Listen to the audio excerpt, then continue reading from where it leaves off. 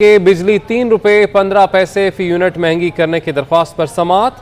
नेपरा ने बिजली 2 रुपये 87 पैसे फी यूनिट महंगी करने की मंजूरी दे दी है। बिजली सार्फिन पर 28 अरब 90 करोड़ रुपए से जायद का बोझ पड़ेगा।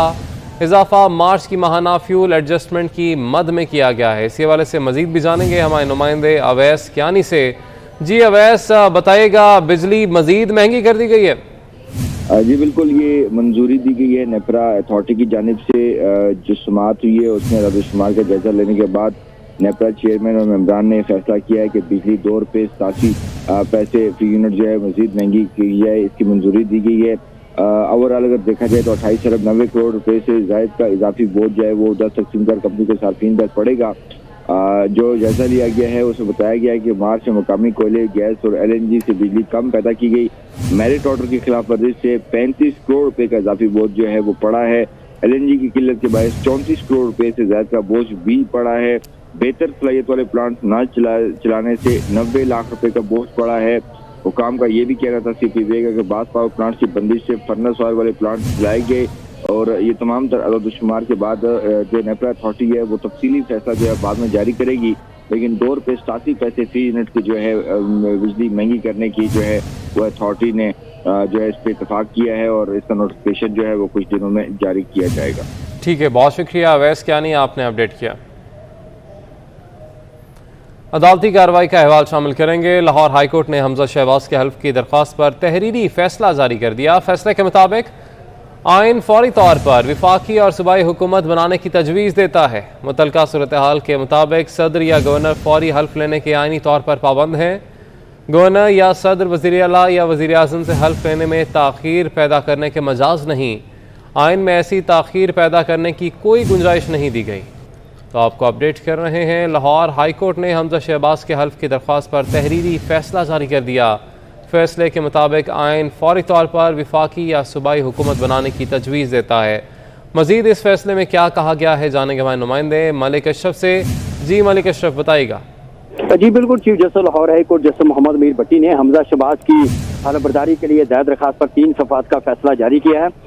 ये मुख्तसर फैसला है जो कि जारी किया गया है और इस फैसले में चीफ जस्टिस मोहम्मद मीर भट्टी ने अपने फैसले में लिखा है कि आइन फौरी तौर पर वफाकी या सूबाई हुकूमत बनाने की तजवीज़ देता है और मुतलका सूरत हाल के मुताबिक सदर या गवर्नर फौरी हल्फ लेने की आइनी तौर पर पाबंद हैं। मजीद इसमें यह भी कहा गया है कि पंजाब गुज़श्ता 25 रोज से बगैर हुकूमत के चल रहा है और नए मुंतखब वज़ीर आला हमजा के हलफ में मुख्तलिफ वजूहात की बिना पर ताक़ीर की जा रही है। तो फैसले में यह कहा गया है कि जो गवर्नर पंजाब हैं वो खुद या उनका कोई नुमाइंदा वो नए मुंतखब वज़ीर आला से हल्फ ले। ये अदालत ने कहा है कि वो मशवरा दे रही है अदालत कोर्ट, और अदालत ने यह भी कहा है कि वो एडवाइस करते हैं कि गवर्नर पंजाब नए वज़ीर आला के हल्फ का आइन के आर्टिकल 255 की रोशनी में 28 अप्रैल तक यानी कि कल तक हल्फ लें, खुद हल्फ लें या अपना कोई नुमाइंदा मुकर्रर करें जो कि हल्फ ले। और मजीद ये भी इस फैसले में कहा गया है कि सदर ममलिकत आइनी तौर पर वज़ीर आज़म या वज़ीर आला के फौरी हल्फ लेने में सहूलतकार के भी पाबंद है, सहूलत फराहम करने के भी पाबंद है। और मजीद ये भी कहा गया है कि अदालत तवक्को करती है कि सदर ममलिकत पंजाब की सूरत हाल पर अपना आइनी किरदार अदा करेंगे। जी ठीक है, आपने अपडेट किया, बहुत शुक्रिया आपका। लाहौर हाईकोर्ट का फैसले के बाद गवर्नर पंजाब ने आइनी माहिरीन और वकला से मुशावरत के लिए इजलास तलब कर लिया। इजलास इफ्तारी के बाद तलब किया गया है। बात कर रहे हैं, आपको बताएं कि लाहौर हाईकोर्ट का ये फैसला सामने आया और फैसले के बाद ही गवर्नर पंजाब ने आइनी माहिरीन और वकला से मुशावरत के लिए इजलास तलब कर लिया है। इजलास इफ्तारी के बाद तलब किया गया है। आपको बताएं कि लाहौर हाईकोर्ट के फैसले के बाद गवर्नर पंजाब ने आइनी माहिरीन और वकला से मुशावरत के लिए इजलास तलब कर लिया है।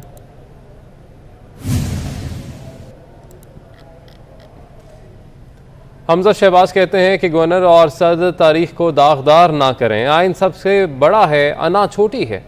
सदर साहब और गवर्नर को होश के नाखून लेना होंगे। मेरा हल्फ ना लेने का एक ही आदमी जिम्मेदार है जिसने आइन तोड़ा है। वो मीडिया से गुफ्तगू कर रहे थे। 3 हफ्ते से ज़्यादा होने को आए हैं। पाकिस्तान का सबसे बड़ा सूबा है और एग्जीक्यूटिव नहीं है। मेरा ख्याल है कि सदर साहब को और गवर्नर को होश के नाखून लेने चाहिए। आइन जो है वो सबसे बड़ा है, हमारी अना जो है वो छोटी है।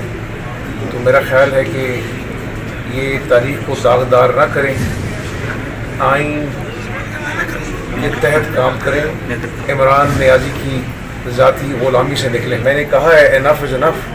अब ये आइन शिकनी का मुर्तकब हुआ है और इंशाअल्लाह इसकी गीदर बक्तियों में हम आने वाली नहीं हैं। सियासी तौर पर इसका पूरा जवाब देंगे और जो तोशा खाना में इसने हेरा फेरी की है, फॉरेन फंडिंग केस में ये डरा धमका रहा है, इंशाअल्लाह हम इदारों के साथ खड़े होंगे और इसको अवामी अदालत में अपनी हेरा फेरी का जवाब देंगे। ने कल इजलास तलब किया है पंजाब असम्बली का, जी उस पर क्या कहेंगे? कल इजलास होगा तो फिर देखेंगे क्या मामला होता है, लेकिन मेरा ख्याल है कि उनको अब समझ आ जानी चाहिए कि डंडे और गंडासे की सियासत चलेगी, यहाँ पर आइन और कानून की हुक्मरानी होगी इंशाअल्लाह। पाकिस्तान 24 न्यूज़ के साथ मैं हूं अली आरिफ। हेडलाइंस आपने जानी, बुलेटिन का बाकायदा आगाज़ करेंगे और सबसे पहले आपको बताएं कि बिजली 3 रुपये 15 पैसे फ़ी यूनिट महंगी करने की दरख्वास्त पर समात। नेपरा ने बिजली 2 रुपये 87 पैसे फ़ी यूनिट महंगी करने की मंजूरी दे दी है। बिजली सार्फिन पर 28 अरब 90 करोड़ रुपए से जायद का बोझ पड़ेगा। इजाफा मार्च की माहाना फ्यूल एडजस्टमेंट की मद में किया गया है। इसी हवाले से मजीद भी जानेंगे हमारे नुमाइंदे अवैस कियानी से। जी अवैस, बताइएगा, बिजली मजीद महंगी कर दी गई है? जी बिल्कुल, ये मंजूरी दी गई है नेपरा अथॉरिटी की जानिब से। जो समात हुई है उसमें रद्द-ओ-शुमार का जायजा लेने के बाद नेपरा चेयरमैन और मेंबरान ने फैसला किया है कि बिजली 2 रुपये 87 पैसे फी यूनिट जो है मजीद महंगी की जाए, इसकी मंजूरी दी गई है। ओवरऑल लाहौर हाई कोर्ट में मरीम नवाज की उम्र अदायगी के लिए दरख्वास्त पर समात आज होगी। जस्टिस अली बाकर नजफी और जस्टिस सरदार अहमद नईम पर मुश्तमिल स्पेशल बेंच कुछ देर में समात करेगा। अपडेट कर रहे हैं आपको, लाहौर हाई कोर्ट में मरीम नवाज की उम्र अदायगी के लिए दरख्वास्त पर समात आज होने जा रही है। बात करेंगे, हमारे नुमाइंदे मलिक अशरफ हमारे साथ मौजूद हैं। मलिक अशरफ, बताएगा, चौथा बेंच है जो कि तश्कील दिया गया है, आज समात होगी इस पर? जी बिल्कुल, लाहौर हाई कोर्ट के जस्टिस अली बाकर नजफी और जस्टिस सरदार अहमद नईम पर मुश्तमिल 2 रुकनी बेंच मरीम नवाज की दरख्वास्त पर कुछ देर बाद समात करेगा। इस वक्त कमरा अदालत में जो मरीम नवाज के वकील हैं अमजद परवेज़ वो आ चुके हैं और नैब के जो प्रोसिक्यूटर हैं सैयद फैसल बुखारी वो भी कमरा अदालत में मौजूद हैं और कमरा अदालत में वकला की एक बड़ी तादाद मौजूद है। कुछ देर बाद इस केस की समात होगी। आज ये चौथा बेंच है, स्पेशल बेंच, जो मरीम नवाज की दरख्वास्त पर समात करेगा। इससे पहले 3 बेंच तहलील हो चुके हैं। सबसे पहला बेंच जो तश्कील दिया गया था 20 अप्रैल को, वो था लाहौर हाई कोर्ट के जस्टिस सैयद शहबाज अली रिजवी और जस्टिस अनवार उल पन्नू पर मुश्तमिल था, जिसमें जस्टिस अनवार उल पन्नू ने केस की समात से माजरत करने पर ये 2 रुकनी बेंच तहलील हो गया था और उसी रोज़ ये हमजा जो मरीम नवाज की दरख्वास्त थी वो जस्टिस अली बाकर नजफी और जस्टिस फरूक हैदर पर मुश्तमिल 2 रुकनी बेंच को भिजवा दी गई थी। उस रोज़ तो केस की समात नहीं हो सकी थी। पीर के रोज़ जस्टिस अली बाकर नजफी और जस्टिस फरूक हैदर ने मरीम नवाज की दरख्वास्त पर समात की और केस को मंगल के लिए समात के लिए मुलतवी किया और वफाकी हुकूमत से जवाब तलब किया। मंगल के रोज़ यानी कि गुज़श्ता रोज़ जस्टिस जो फरूक हैदर हैं उन्होंने केस की समात से माज़रत कर दी, जिसके बाद दूसरा जो तश्कील दिया गया बेंच था वो भी तहलील हो गया और कल ही यानी कि गुज़श्ता रोज़ी चीफ जस्टिस ने तीसरा बेंच जो कि जस्टिस अली बाकर नजफी और जस्टिस अशरफ गुराल पर मुश्तमिल था वो तश्कील दिया और जस्टिस अशरफ गुराल ने भी गुज़श्ता रोज़ इस केस की समात से माज़रत की थी, जिस पर ये जो 2 रुकनी बेंच था ये भी तहलील हो गया था और गुज़श्ता रोज़ी जस्टिस अली बाकर नजफी और जस्टिस सरदार अहमद नईम ने पर मुश्तमिल जो बेंच है वो तश्कील दिया गया। ये बेंच वो बेंच है जिसने मरीम नवाज का पासपोर्ट सरेंडर करने का हुक्म दिया था और इसी 2 रुकनी बेंच की हुक्म पे मरीम नवाज ने चौधरी शुगर मिल में अपना पासपोर्ट सरेंडर कराया था। केस की समात कुछ देर में होगी। जी बहुत शुक्रिया मलिक अशरफ, आपने अपडेट किया। जबकि चेयरमैन पीपल्स पार्टी बिलावल भुट्टो जरदारी आज वजीर खारजा के ओहदे का हल्फ उठाएंगे। बिलावल भुट्टो की तकरीब हल्फबरदारी आज दोपहर 2 बजे ऐवान सदर में होगी। पार्टी सीईसी ने भी बिलावल भुट्टो के वजीर खारजा बनने की मंजूरी दी थी।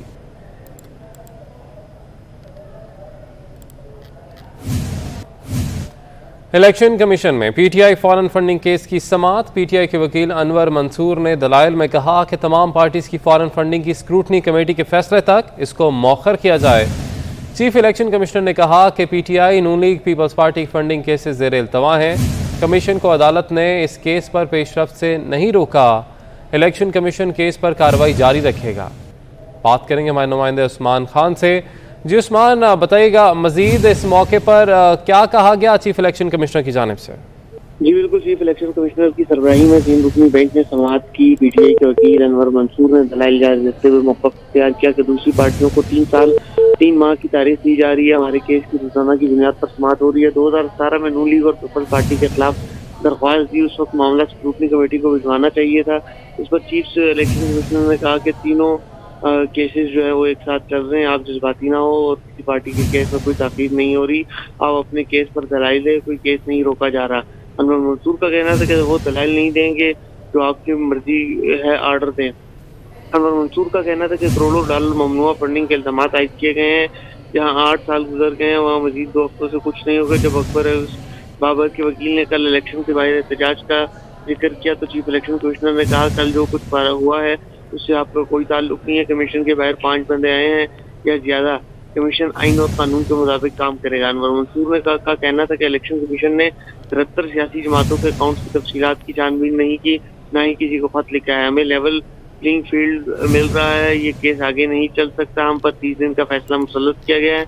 अनवर मंसूर ने इस्तदा की कि election commission PTI foreign funding case Eid के बाद समाज के लिए मुकर्रर करे।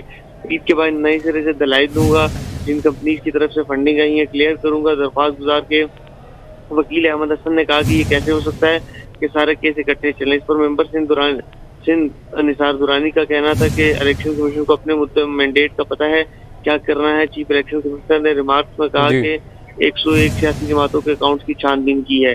इलेक्शन कमीशन ने केस की समाअत को 10 मई तक मुलतवी कर दिया। इससे कबल इलेक्शन कमीशन ने 27 से 29 अप्रैल की लगातार तारीखें समाअत के लिए मुकर्रर कर रखी थी। जी बहुत शुक्रिया, आपने अपडेट किया उस्मान। कराची यूनिवर्सिटी में खुद कुछ धमाके पर तहकीकाती कमेटी तश्कील दे दी गई है, जिसका नोटिफिकेशन भी जारी कर दिया गया है।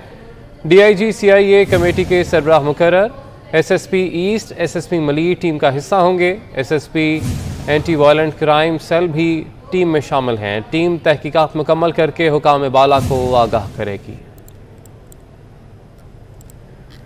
आपको अपडेट कर रहे हैं, कराची यूनिवर्सिटी में खुद कुछ धमाके पर तहकीकाती कमेटी तश्कील दे दी गई है, जिसका नोटिफिकेशन भी जारी कर दिया गया है। DIG CIA कमेटी के सरबराह मुकर्रर किए गए हैं।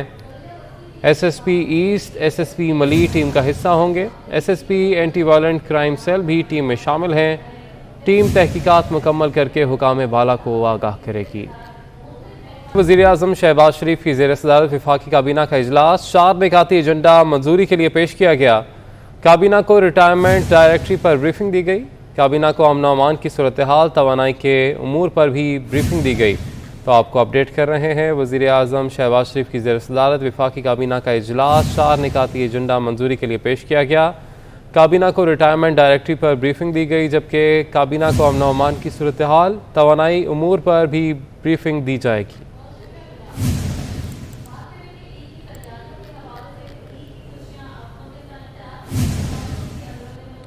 वज़ीर इत्तलात मरियम औरंगज़ेब ने वज़ीर आज़म शहबाज शरीफ की 2 हफ्ते की कारकर्दगी का जायज़ा पेश कर दिया। मरियम औरंगज़ेब ने कहा कि 2 हफ्ते में वो कर दिखाया है जो कोई ना कर सका। आटा, चीनी, घी के सताए अवाम को सस्ती अशिया की फ्राहमी शुरू हो चुकी है। 4 साल में जो महंगाई तारीख की बुलंद तरीन सतह पर पहुँचा दी गई थी, उसमें बतदरीज वापसी का आगाज़ कर दिया गया। वज़ीर आज़म शहबाज शरीफ ने 2 हफ्ते में वो काम कर दिखाए जो इमरान साहब 4 साल में सोच भी नहीं पाए। तो मरियम औरंगज़ेब की जानिब से कहा गया है कि आपको अपडेट कर रहे हैं कि 2 हफ्ते में वो कर दिखाया जो इमरान खान 4 साल में सोच भी नहीं पाए।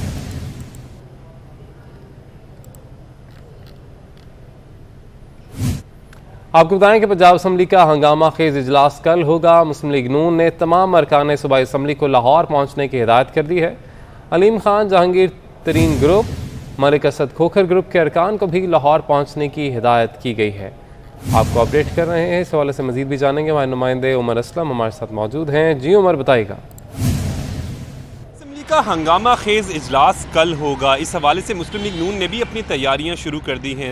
मुस्लिम लीग नून के ज़राए के मुताबिक मुस्लिम लीग नून ने हदायत जारी की हैं कि तमाम अरकान सूबाई असम्बली आज जो है वो लाहौर पहुँच जाएँ। ज़राए का कहना है कि अलीम खान ग्रुप, जहांगीर तरीन ग्रुप और मलिक असद खोकर ग्रुप के अरकान असम्बली को भी हदायत की गई है कि वो भी आज जो है वो लाहौर में ही पहुँच जाएँ ताकि कल पंजाब असम्बली के इजलास में जो है वो शिरकत की जा सके। ज़राए का कहना है कि मुस्लिम लीग नून ने पार्लिमानी पार्टी का इजलास भी जो है वो आज तलब कर लिया है। मुस्लिम लीग नून के जो ग्रुप लीडर्स हैं, जो 10 से 12 अरकान असम्बली पर मुश्तमिल एक ग्रुप बनाया हुआ है, उन तमाम ग्रुप लीडर्स को हदायत की गई है कि वो अरकान असम्बली की जो है वो गिनती को मुकम्मल करें और कल मुकम्मल स्ट्रेंथ के साथ जो है वो पंजाब असम्बली जाना है।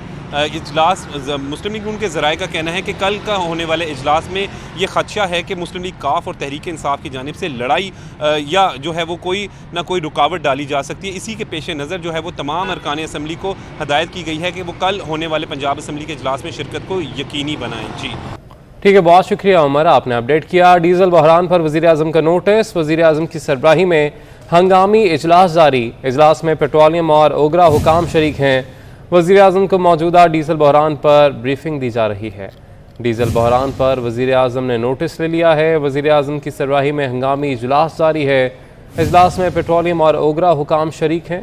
वज़ीर आज़म को मौजूदा डीजल बहरान पर ब्रीफिंग दी जा रही है।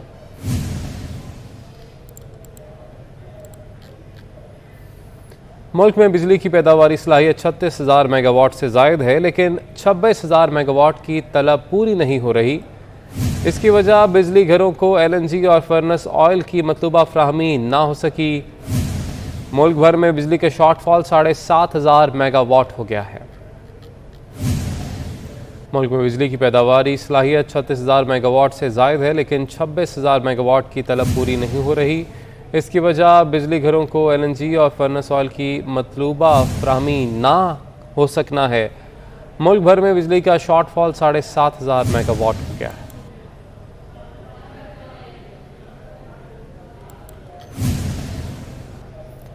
रमज़ानुल मुबारक के दौरान लाहौर में बिजली की बदतरीन लोड शेडिंग का सिलसिला जारी है। लेस्को में 1,400 मेगावाट का शॉर्टफॉल होने की वजह से मुख्तलिफ इलाकों में गैर एलानिया लोड शेडिंग का दौरानिया 8 घंटे तक जा पहुंचा है। इसी वाले से मजीद भी जानेंगे हमारे नुमाइंदे शाहिद सिप्रा से। जी शाहिद, आगाह कीजिएगा।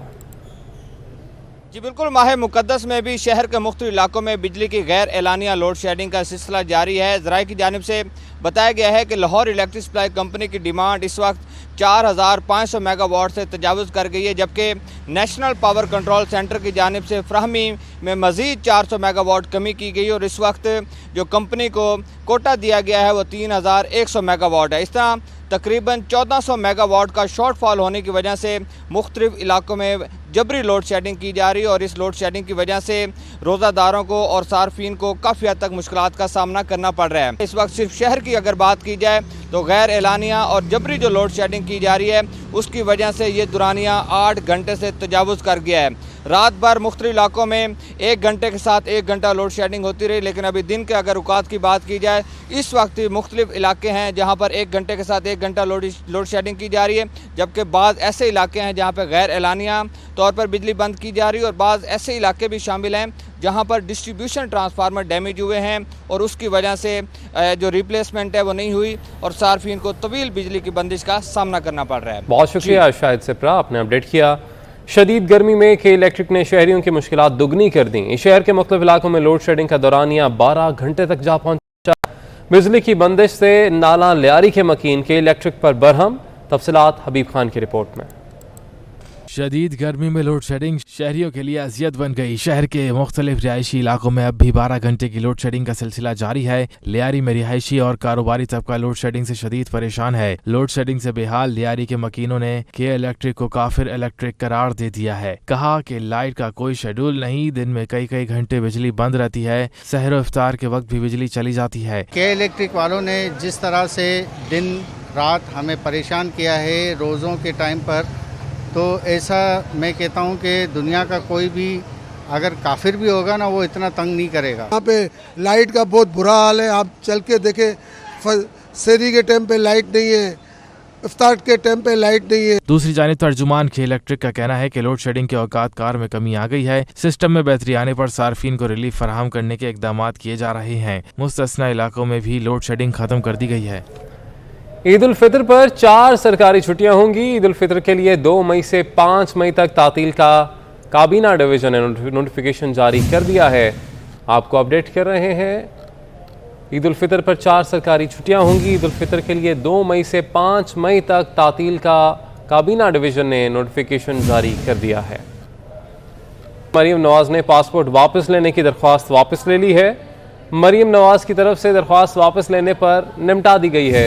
मरीम नवाज ने उम्रा अदायगी के लिए पासपोर्ट देने की इस्तदा की थी। बात करेंगे हमारे नुमाइंदे मलिक अशरफ से। जी मलिक अशरफ, बताइएगा पासपोर्ट वापस लेने की जो इस्तदा थी मरीम नवाज की, वो अब उन्होंने वापस ले ली है?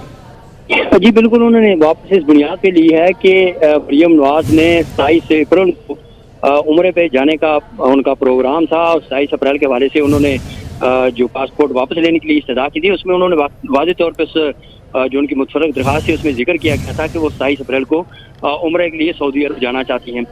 मरीम नवाज ने लाहौर हाई कोर्ट में 20 अप्रैल को रजू किया और मरीम नवाज की दरख्वास्त पे पहला बेंच जो बना वो जस्टिस शाद अली रिजवी और जस्टिस अनवर अल पन्नू पर मुश्तमिल 2 बेंच था और इसमें सदर सुप्रीम कोर्ट पेश हुए और जो 2 रुकनी बेंच का हिस्सा अनवर अल पन्नू, उन्होंने देश की सभा से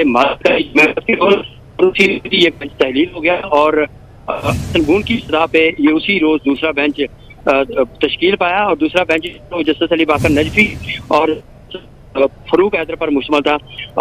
पीर के रोज इस 2 रुकनी बेंच ने समाअत की और जस्टिस फरूक हैदर ने इस केस की समाअत से माजर कर ली है। गुज़श्ता रोज जस्टिस फरूक हैदर के माजर करने के बाद मरीम नवाज की केस की समाअत के लिए तश्कील दिया गया, दूसरा बेंच भी तहलील हो गया।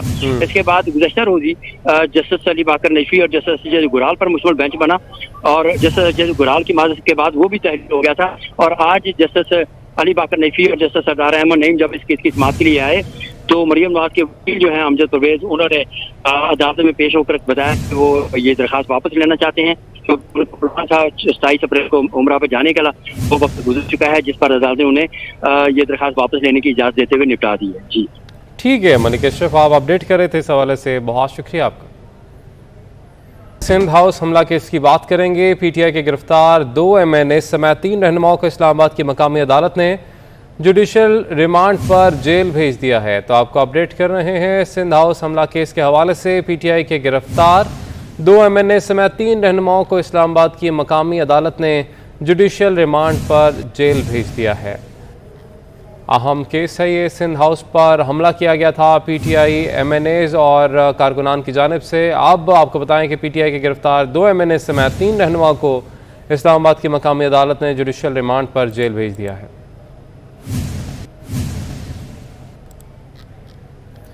जेलों में अशियाए खुरनोश की सप्लाई मुतासर होने का खदशा। कैदियों की फलाह बहबूद की दावेदार साबिक हुकूमत ने रवा माली साल में खाने और पीने के अखराजात के लिए 1 अरब 10 करोड़ के फंड जारी ना किए, जबकि रमज़ान में खुसूसी खानों की फराहमी पर 30 करोड़ के इजाफी अखराजात की अदायगियाँ भी इल्तवा का शिकार हैं। अपडेट कर रहे हैं आपको। जेलों में अशियाए खुरनोश की सप्लाई मुतासर होने का खदशा पैदा हो गया। कैदियों की फलाह बहबूद की दावेदार साबिक हुकूमत ने रवा माली साल में खाने और पीने के अखराजात के लिए 1 अरब 10 करोड़ के फंड जारी ना किए।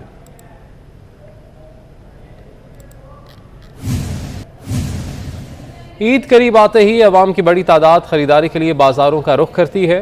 मर्दों की शॉपिंग का एक अहम जुज़्व ईद की चप्पल की खरीदारी है। सदर के इलाके में फ़रोख्त होने वाली मर्दाना मुख्तलिफ डिज़ाइन की चप्पलें अवाम की तवज्जो का मरकज़ बनी हुई हैं।